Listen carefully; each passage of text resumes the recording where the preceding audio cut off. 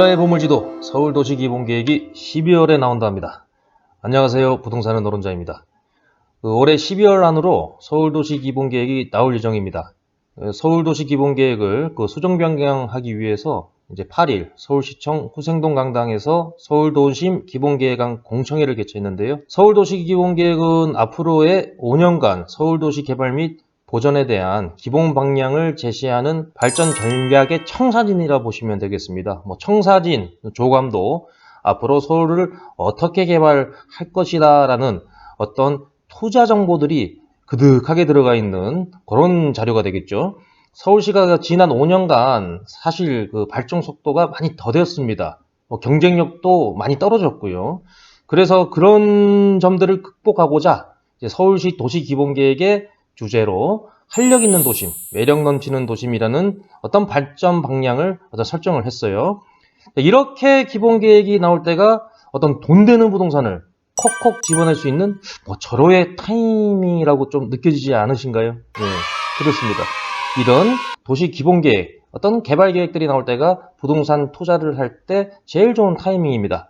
그런데 워낙 경기가 안 좋고 금리가 이제 폭등하다 보니 이 투자자들의 좀 움직임은 좀 미미할 것으로 보이는데 이렇다고 투자자들이 안 움직인다고 해서 그 시점이 안 좋은 게 아니라 오히려 더 좋은 타이밍이죠.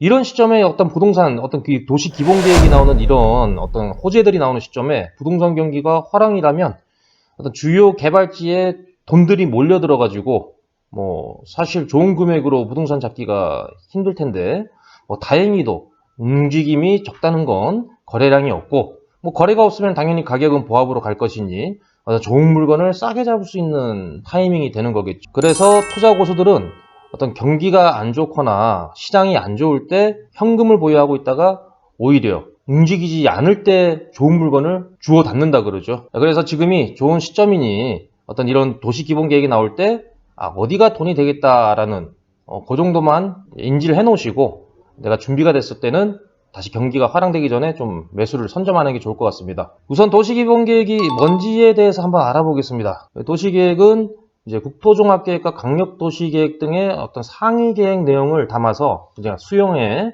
앞으로 도시가 나가야 할 20년간의 발전 방향과 미래상을 제시하는 도시계획 최상위 법정계획입니다. 20년간의 계획이라지만 어떤 계획 인구와 다양한 여건 변화에 따른 타당성을 검토해서 5년마다 재정비를 하게 됩니다. 여기서 5년마다 재정비를 한다는 것에 좀 주목을 해야겠죠.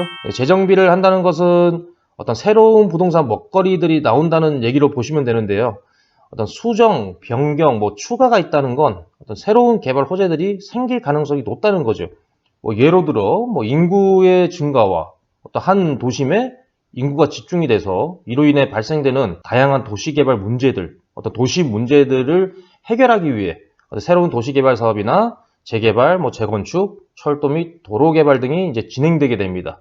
저희는 이제 이런 것들을 도시 기본 계획으로 인지를 하고 있다가 어떤 구체화되는 관리 계획이라는 게 나올 때 그 지역에 이제 투자 실행을 하면 되겠죠. 그래서 이제 내가 관심 있는 지역의 도시 기본 계획이나 관리 계획은 좀 주기적으로 체크를 해야 남보다 빠르게 좋은 물건을 좋은 금액에 선점할 수 있게 되는 겁니다. 누구나 알고 덤벼들 때는 이미 거품이 많이 껴서 타이밍이 한 발 느리게 되는 거죠. 최근 몇 년간처럼 말이죠. 누구나 몇지 또리 엄마까지 그냥 개투자한다고 뛰어났을 때는 그때는 고수들이 빠지는 시점입니다. 자, 도시계획 수립 절차는 이렇습니다. 도시계획은 어떤 기초조사를 실시한 후에 도시기본계획안을 작성해서 시민과 관계 전문가의 의견을 청취 수렴합니다. 그게 공청회죠. 그리고 시의회의 의견을 듣고 행정기관장과 협의한 후 지방도시계획위원회의 심의를 거쳐 최종적으로 도시기본계획을 확정하게 됩니다. 그래서 8일 열린 공청회는 도시기본계획안에 대한 시민과 관계 전문가들의 의견을 수렴한 자리인데요. 말 그대로 계획안이라 확정된 계획은 아니지만 거의 계획안대로 진행되기 때문에 최종 자료라 봐도 무방하다 보시면 되겠습니다. 그래서 고수들은 서울시가 아니라 각 개발 사업을 하기 전에 열리는 공청회나 주민 의견 청취를 할 때는 꼭 현장으로 가서 나눠주는 유인물 자료들을 보고 어떤 투자의 포인트를 찍어내죠. 그래서 오늘 공청회에 가신 분들은 서울시의 어떤 도심 개발 방향 및 주요 발전축, 재정비 사업 지역 등의 어떤 돈 되는 날짜 정보들을 얻을 수 있는 좋은 자리가 되었을 것 같네요. 서울도시기본계획안의 어떤 주요 골자는 활력 있는 도심, 매력 넘치는 도심으로 5대 전략 과제를 선정했는데요. 미래 성장 도심, 직주 복합 도심, 녹지 생태 도심, 역사 문화 도심, 고품격 도심으로 5개 테마를 잡았습니다. 여기서 주목해야 할 부분이 미래 성장 도심과 직주 복합 도심, 고품격 도시인데, 미래 성장 도심은 남북 4+1축과 동서 방향의 글로벌 상업축으로 금융 업무 및 신산업 허브로 조성한다는 계획입니다. 그래서 남북 4+1축, 동서 방향의 글로벌 상업축은 금융 및 신산업 허브로 조성을 한다는 계획이, 즉 상주 인구와 유동 인구가 좀 동시에 증가할 수 있다 봐야겠죠. 각종 많은 기업과 회사들이 또 유입되지 않겠습니까? 그래서 이런 인구가, 유동 인구와 상주 인구가 늘어나면 이런 지역의 오래된 구축 건물이나 집값에 좀 많은 영향을 좀 끼칠 것으로 우리가 예측해 볼 수가 있겠습니다. 특히 서울도시기본계획 안에 높은 비중을 차지한 도심 내 높이 계획, 용적률 되겠죠.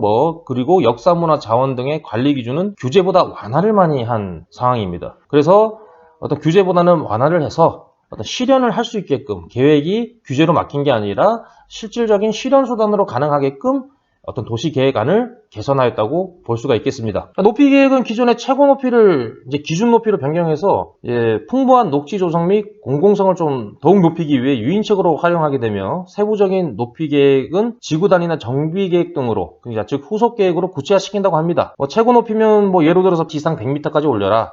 하지만 이것을 기준 높이로 정해서, 기준은 100m인데 너희가 어떤 녹지를 조성을 더 많이 하고 녹지 공간을 확보하고 이제 또 공공시설들을 더 유치시키면 기준보다도 더 높이 올릴 수 있는 어떤 그런 내용이라고 좀 볼 수가 있겠습니다.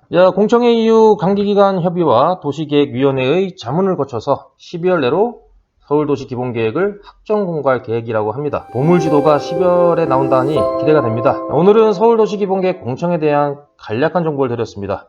앞으로도 실시간 핫 이슈를 많이 전해드리고 여러분들과 소통할 수 있도록 노력하겠습니다. 부동산은 노른자, 내용이 좋았다면 구독과 좋아요 꼭 부탁드리겠습니다. 감사합니다.